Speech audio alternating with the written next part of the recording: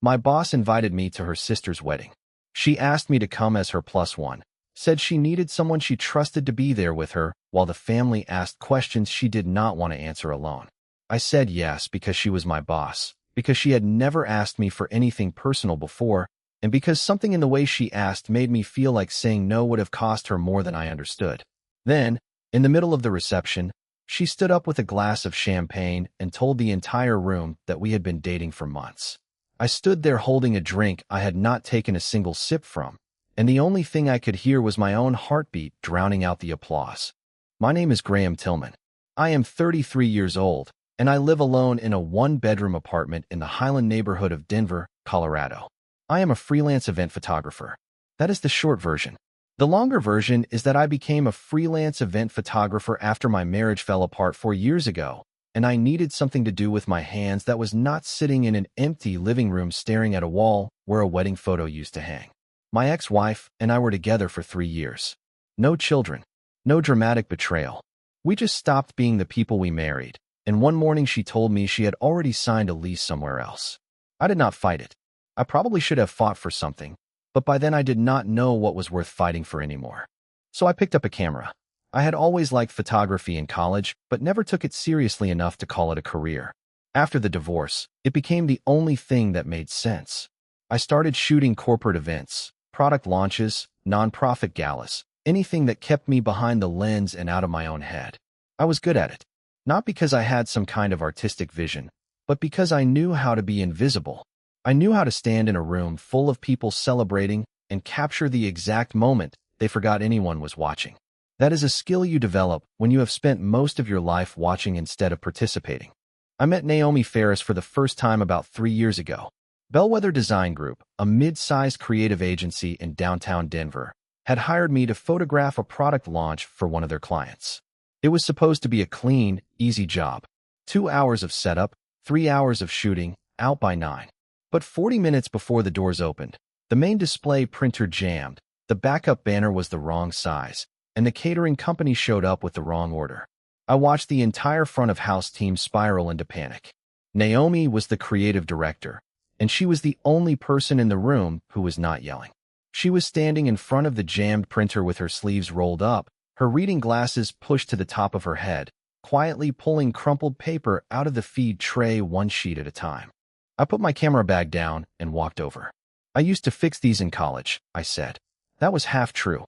I had unjammed a printer once in a campus lab, and it worked, so I figured the odds were decent. She looked at me, looked at the printer, and stepped aside without a word. I got it running in about 10 minutes.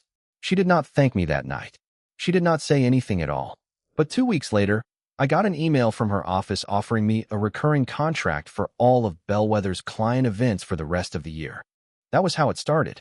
Not with a grand gesture or a meaningful conversation, but with a broken printer and a woman who remembered the person who helped without being asked.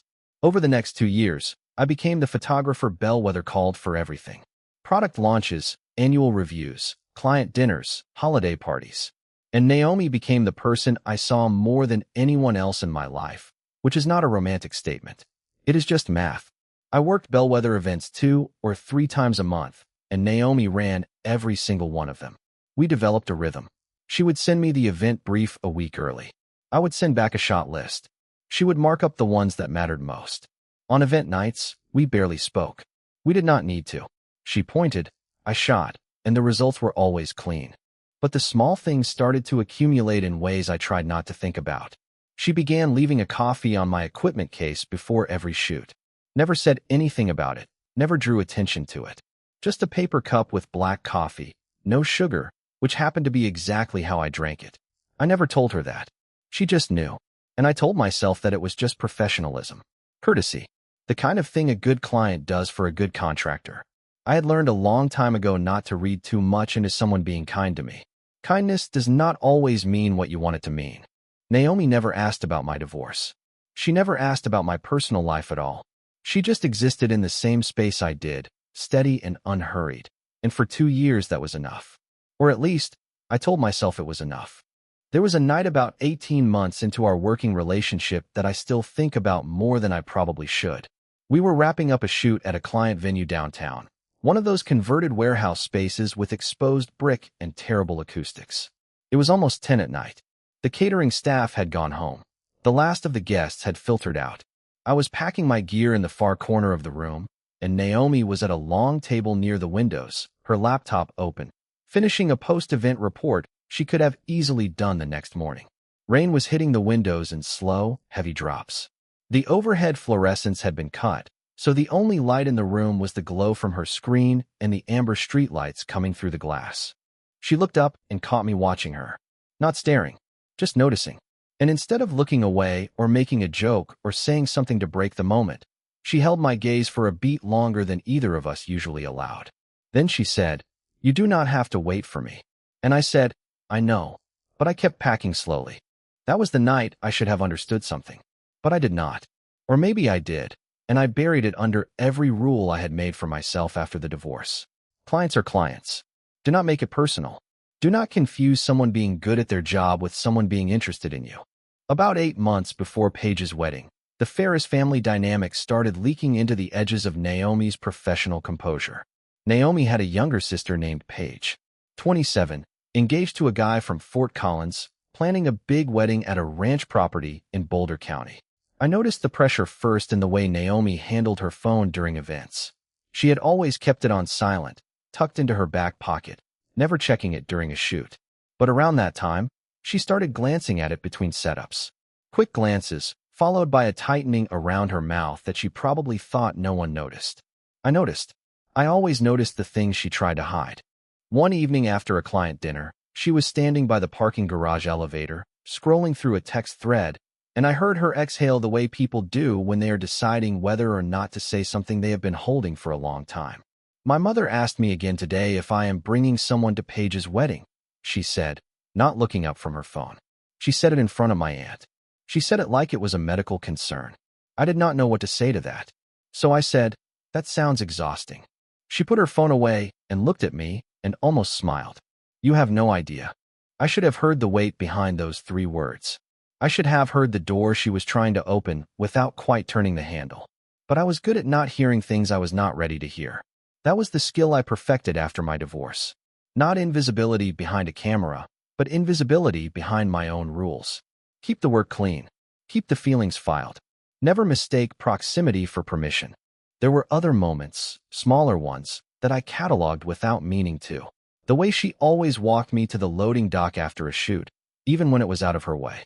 The way she remembered the name of my camera bag brand and once left a replacement strap on my case when she noticed the old one was fraying, without a note, without a word.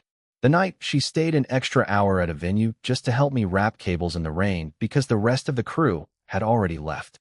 She never made any of it feel like a favor. She made it feel like something she simply did, the way you breathe or blink, without thinking about it because it is just part of how you move through the world. There was a moment about a year ago that changed something between us, even though I did not realize it at the time. I was shooting a charity gala for one of Bellwether's nonprofit clients, a black tie event at a hotel ballroom in downtown Denver. I wore the one pair of cufflinks I owned, silver with a brushed finish, simple and old. They had belonged to my father. He gave them to me the year before he died, and they were the only physical thing I had left of him that meant anything. The left one always sat a little loose in the French cuff, and somewhere between the cocktail hour and the main program, it slipped free and disappeared. I did not notice until I was packing up at the end of the night. I went back through the entire ballroom on my hands and knees, checking under tables, behind chair legs, along the edges of the carpet where the baseboard met the floor. Nothing. I drove home that night with one cufflink in my pocket and a hollow feeling in my chest that had nothing to do with jewelry. It was the feeling of losing the last tangible thread connecting me to someone who was gone. Naomi never said a word about it. Not that night, not the next day, not in the weeks that followed. I mentioned it once in passing, about a month later, while adjusting my sleeve before a shoot. Still feels wrong without the other one, I said, mostly to myself. She nodded, and something flickered across her face that I could not read. Her hand moved slightly, as if she was going to reach for her coat pocket, then stopped. I let it go. What I did not know, what I could not have known, was that Naomi had gone back to the venue the morning after the gala, before the cleaning crew arrived, and searched the ballroom herself. She found the cufflink wedged under a radiator near the east wall, still catching the light even in the dust. She picked it up and put it in the inside pocket of her coat, and she kept it there for a year. A full year. She told me later she told herself she was waiting for the right moment to give it back. But she knew, even then, that the right moment was not really about a cufflink. It was about everything she had been too afraid to say. At the time, I knew none of this. I only knew the surface version of Naomi Ferris. I knew she left coffee on my case. I knew she fought for my invoices when clients tried to undercut my rates. I knew she once told a difficult client, in a meeting I was not supposed to overhear, "I am not fighting for his invoices. I am fighting for his work." There is a difference. I knew she stayed late at every event, long after everyone else had gone, and I knew she never complained about it. And I knew that none of those things, taken individually, meant what I wanted them to mean. I thought about her more than I admitted to myself. There was a night, driving home from a shoot, when I caught myself thinking about the way her voice sounded when she was tired, lower and slower, like she had stopped performing for the room and was just being herself. And I turned the radio up and rolled the window down, because that kind of thinking is how you ruin something good. That is what I told myself. That is the lie I chose over the truth, because the truth required something I was not sure I had left in me to give. 3 weeks before Paige's wedding, Naomi asked me to come. She framed it carefully, the way she framed every difficult conversation, with reason and structure and just enough distance to make it sound professional. She said she needed a backup photographer, someone who could grab candid shots while the main photographer handled the formal setups. She also said it would help to have someone with her so her family would stop treating her personal life like a group project. "You would be doing me a favor," she said. 2 favors, actually. I agreed because it made sense. Because it was work, technically. And because I liked being useful to her more than I wanted to examine why. The wedding was on a Saturday in late September. The ranch sat on 40 acres outside Boulder, with views of the Flatirons and a ceremony space tucked into a grove of aspens that had just started turning gold. I arrived early to scout angles, test the light, and stay out of the way of the hired photographer. Naomi found me by the barn about an hour before the ceremony. She was wearing a dark green dress I had never seen before, and her hair was down, which she almost never wore to work events. She looked different. Not like my boss. Not like the woman who ran production floors without raising her voice. She looked like someone I had never been allowed to see before, and the shift was so quiet it almost passed right through me. "Thank you for being here," she said. "I mean it." I nodded and adjusted my lens, and tried not to think about the way the late afternoon light caught the edge of her jaw. The aspens behind her were trembling in a wind I could not feel. The ceremony was beautiful. Paige and her fiancé wrote their own vows. The mother of the bride cried before the processional even started. I stayed behind my camera and did my job, and for a few hours everything was exactly what I expected it to be. Then the reception began. Toasts were given. Champagne was poured.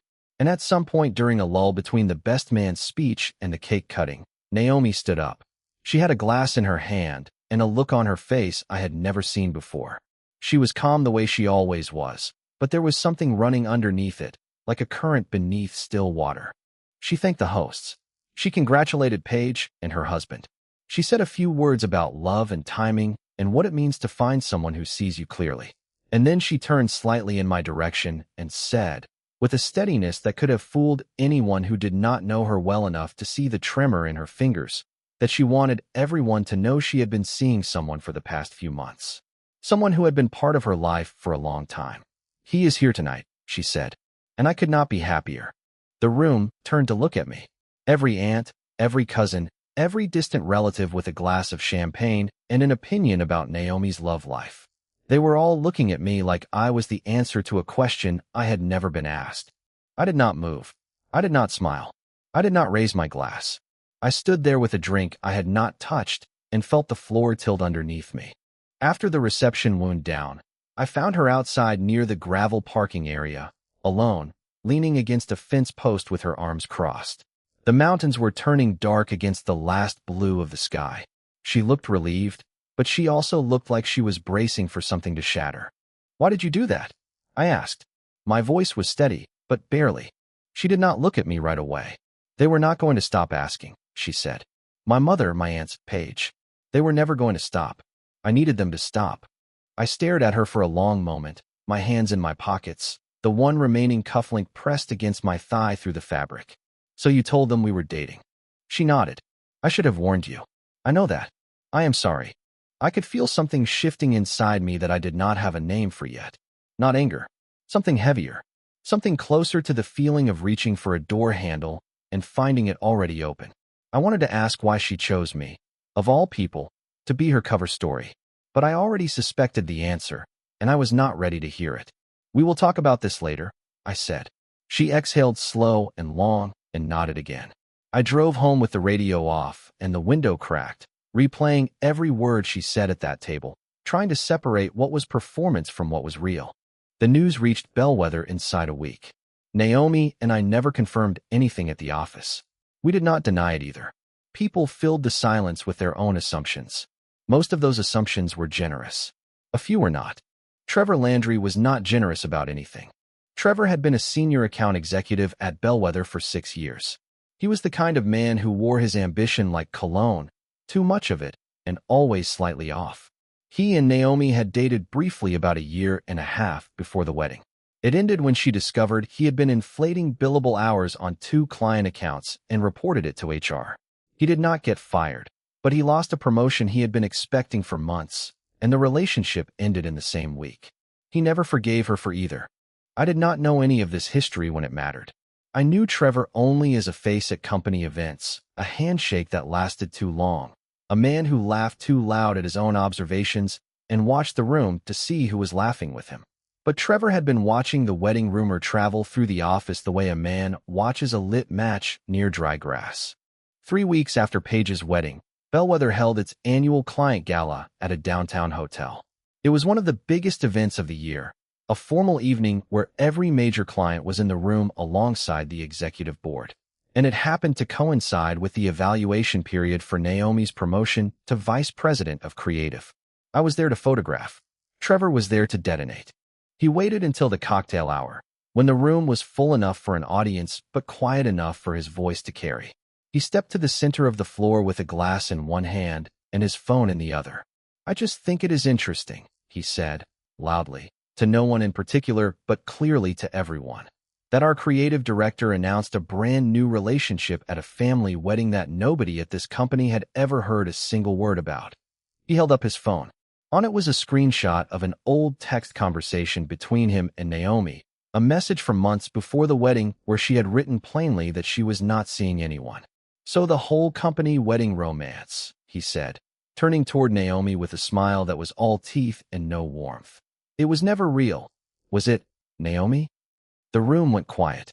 Not the polite quiet of people pretending not to listen. The sharp, brittle quiet of people who know they are watching something break in real time. I was standing near the far wall with my camera lowered, my jaw tight, my hands perfectly still.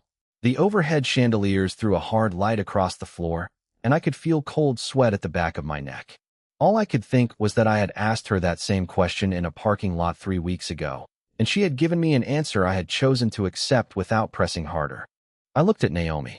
She was standing by the banquet table, her back straight, her champagne untouched on the linen behind her. She did not look at Trevor. She did not look at the board members clustered near the bar. She looked at me, and in that look was something I had never seen from her before. Not shame, not fear. Something closer to the moment before a person lets go of the last thing they have been holding on to. I need you to tell me the truth, I said, quietly. But in that silence, everyone in the room heard it. Right now, Naomi set her glass down. She did not wipe her eyes. She did not glance at Trevor or at the executives who had gone still along the edges of the room. She looked only at me. I lied, she said. Her voice was clear and unbroken. Not the way Trevor thinks. But I lied. She paused, and when she continued, her voice dropped lower, the way it always did when she was tired and stopped performing for the room and was just herself. I did not tell my family we were dating because I needed them to stop asking questions. I told them because I have been in love with you for almost 2 years, and that wedding was the only excuse I could think of to stand next to you without having to explain why I wanted to. The room was so quiet I could hear the ice shift in someone's glass across the floor. I was not trying to trap you, she went on. I was not trying to manipulate you or your reputation. I just did not know how else to be near you without losing my nerve. Every single day, I left a coffee on your equipment case and told myself it did not mean what it meant. Every single night after a shoot, I sat in my car in the parking garage and thought about saying something honest to you, and every single night I drove home without saying it. She reached into her clutch and took something out. It was small and silver, catching the chandelier light for a fraction of a second. She held it in her open palm and extended her hand toward me. It was the cufflink, my father's cufflink, the one I had searched for on my hands and knees in an empty ballroom a year ago, the one I had grieved like a second loss, smaller than losing him but sharp in the same way, because it was the last physical proof that he had been real and present in mine. And here it was, clean and polished, resting in the hand of a woman who had carried it in her coat pocket through an entire year of silence, waiting for a moment that kept not arriving until it arrived like this, in the worst and most honest way possible. I found this the morning after the gala, she said, her voice barely above a whisper now. I told myself I was keeping it safe until the right moment. But the truth is I kept it because it was the only part of you I was brave enough to hold on to. I stared at it. The brushed silver. The tiny scratch on the back plate where my father used to run his thumbnail when he was thinking. The weight of something I had believed was gone forever, sitting in the open palm of a woman who had carried it quietly for a year without telling me. You kept this the whole time? I asked. My voice came out quieter than I intended, almost a whisper, and I heard it crack on the last word. She nodded. One tear slid down her left cheek, and she did not wipe it away. She did not try to explain further. She did not apologize again. She just stood there with her hand open, the cufflink resting in her palm like an offering she had been rehearsing for a year. I could feel the entire room pressing in on me. The silence had a weight to it, the kind that fills your ears and makes your pulse louder than it should be. Every person in that room was waiting for me to do something, to say something, to decide, right there, in front of 100 witnesses, whether what she had just told me was a betrayal or a confession of the truest thing she had ever said. And the strangest part was that I was not angry. I had been angry an hour ago, standing in the parking lot after the wedding, feeling used and confused and small. But standing in front of her now, looking at my father's cufflink in her palm, I did not feel any of that. I felt something open in my chest that had been closed for 4 years, something I had locked shut after the divorce and told myself was better off sealed. It was terrifying. Not her. Not the truth. The fact that I wanted to believe her more than I had wanted to believe anything in longer than I could remember. I looked around the room.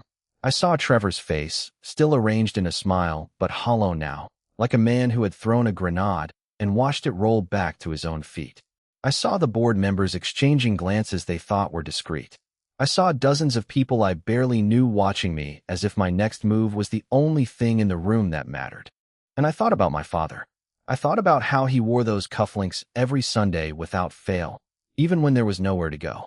I thought about what he would have done if he were standing where I was standing. And I knew the answer. He would not have made a speech. He would not have said anything grand or poetic or designed to be remembered. He would have just stayed.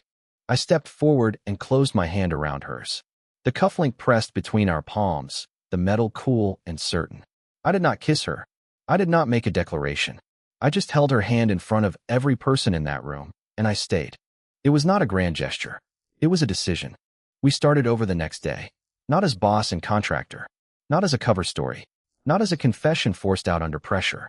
We started as two people who had been circling each other for 3 years and finally stopped pretending the orbit was accidental. The first few weeks were careful. We had coffee, real coffee, not the kind left anonymously on an equipment case, at a place near her apartment on a Saturday morning. She wore a sweater I had never seen and no makeup, and she looked more like herself than she ever had in a boardroom. We talked about things that had nothing to do with Bellwether. I told her about my father, about how he died of a heart attack at 61 in the middle of mowing his lawn on a Tuesday afternoon, about how the only things I inherited that mattered were a pair of cufflinks and a belief that showing up quietly was worth more than showing up loudly. She told me about growing up as the older sister, about how Paige got the warmth and she got the expectations, about how her mother once told her that being competent was not the same as being lovable, and how that sentence had lived rent-free in her chest ever since. I did not rush anything. She did not push. We had both spent enough years forcing things into shapes they did not fit, and neither of us wanted to do that again. There were evenings when we sat on her couch and did not speak for an hour, just existing in the same room, and it felt like the most honest thing either of us had done in years. There were mornings when I woke up and reached for my phone and found a text from her that said nothing more than "good morning," and I realized that those two words, coming from someone who meant them, were worth more than every grand declaration I had ever heard. She asked me once, about 6 weeks in, whether I ever resented her for what happened at the gala. I thought about it for a long time before I answered. I resented the situation, I said. I resented being put on the spot, but I never resented you. Because I know the difference between someone who lies to take something from you and someone who lies because they are terrified of losing the only chance they think they have. She looked at me with an expression I could not name, something between relief and grief, and she said, "That is the kindest thing anyone has ever said to me." And I said, "It is not kindness. It is the truth." 2 months after the gala, Bellwether's internal audit committee uncovered irregularities in Trevor Landry's client billing going back almost 3 years. It was not related to the HR report Naomi had filed during their relationship. It was a separate thread, older and deeper, and it unraveled entirely on its own. Trevor was terminated quietly on a Wednesday afternoon. He cleaned out his desk and left the building without saying goodbye to a single person. I heard about it from an office coordinator at a shoot the following week. I felt nothing. Not satisfaction, not vindication, not pity. Just the mild, unsurprising recognition of watching someone's own history catch up with them at exactly the speed it always does. For months after Trevor's departure, Naomi was promoted to vice president of creative. The board vote was unanimous. She told me about it that evening over dinner at her apartment, standing in the kitchen with a glass of wine in one hand and a wooden spoon in the other, stirring something that smelled like garlic and fresh thyme. "They said I had demonstrated integrity under pressure," she said, and then she laughed, a real laugh, the kind that makes the corners of your eyes crinkle and sounds like years of tension leaving a body all at once. 6 months after that, we drove out to Boulder County together for the 1-year anniversary of Paige's wedding. It was a smaller gathering this time. Close family only. Burgers on the grill, kids chasing each other through the same aspen grove where the ceremony had been, the mountains bright and sharp against a late September sky. I stood on the porch of the ranch house and watched the flatirons turn pink in the last light of the afternoon, and Naomi came up beside me and slipped her hand into mine without saying a word. I was wearing both cufflinks. For the first time in over a year, the pair was complete. Naomi had fastened the left one for me that morning, standing in the bathroom of my apartment, her fingers steady and warm against my wrist. She did not make a ceremony of it. She did not say anything about what the cufflink meant or where it had been. She just buttoned the cuff, smoothed the sleeve, and kissed the back of my hand so quickly I almost missed it. Paige noticed them during dinner. She pointed at my wrist and looked at Naomi. "Those are beautiful," she said. Naomi smiled. They were his father's. That was the whole story, told in 5 words, and it was enough. Nobody at that gathering asked Naomi if she was seeing someone. Nobody made a comment about her timeline or her choices or whether she was finally settling down. They just looked at us together and nodded the way people do when something makes sense without needing to be explained. Her mother hugged me at the end of the night and held on a beat longer than polite, and she said, "Thank you for staying." I did not know if she meant staying at the party or staying with her daughter, and I think she meant both. Driving home that night, Naomi fell asleep in the passenger seat with her head against the window, and I drove slowly through the canyon roads watching the headlights carve through the darkness, and I realized that the loudest thing she ever said about us was spoken at a wedding a year before. Everything since then had been said in silence, and the silence was better. 8 months out, I moved my editing equipment into a studio space Naomi helped me find, a converted garage in the Sunnyside neighborhood with good north-facing light and enough room for a proper desk and a couch that was older than both of us. My client list had grown steadily, partly through referrals she made, but mostly because the work spoke for itself once I finally had the space to do it right. She never took credit for any of it. She just showed up on Sunday mornings with coffee and sat on that old leather couch while I edited, not talking, just being in the room. And I understood, finally, that this was what she had been offering all along. Not a performance, not a rescue, not a grand gesture dressed up as something smaller. Just presence. The kind of quiet, unhurried nearness that most people spend their whole lives looking for and never recognize when it arrives because it does not look the way they expected. Sometimes I think about the man I was, standing in that reception hall in Boulder County, holding a glass he had not touched, watching his boss tell a room full of strangers they were something they were not. I think about the confusion, the heat rising in my face, the way I wanted to walk out and could not move my feet. And I realize now that what held me in place was not shock. It was recognition. Some part of me already knew what she was really saying. I just was not ready to hear it yet. Naomi did not lie to trap me.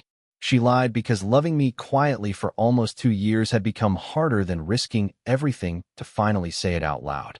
And I did not stay because I am brave or because I am the kind of man who makes grand romantic gestures in front of an audience. I stayed because I had spent 4 years of my life behind a camera, watching other people's best moments through a viewfinder, and for the first time in as long as I could remember, someone was asking me to step out from behind the lens and into a moment of my own. Some people announce a wedding date. She announced a truth she had been too afraid to say out loud, and it changed both our lives. If you were standing where I was standing that night, with 100 eyes on you and a woman holding a piece of your father's memory in her open hand, would you have forgiven her right there, or would you have needed more time to understand the full truth before you could trust it? And do you think Naomi should have told me sooner, on her own terms, instead of letting Trevor force her hand at the worst possible moment? I would love to hear your answers. Leave them in the comments below. And if this story moved you, or reminded you of someone who loved you quietly before you were ready to see it, hit that like button, subscribe to the channel, and share it with someone who needs to hear that the quietest love is usually the one worth waiting for.